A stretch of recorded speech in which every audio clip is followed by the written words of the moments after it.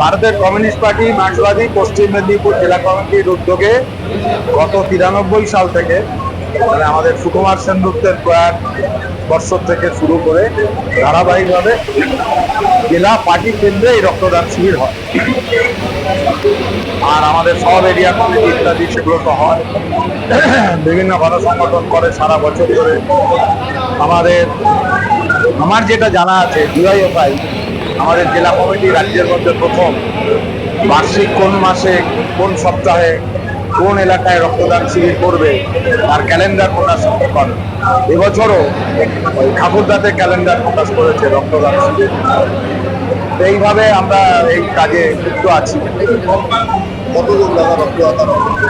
আমরা 200 জনের লক্ষ্যমাত্রা দিয়ে শুরু এখানে করছি, কারণ সবাইকে তো এখানে টেনে লাভ নেই।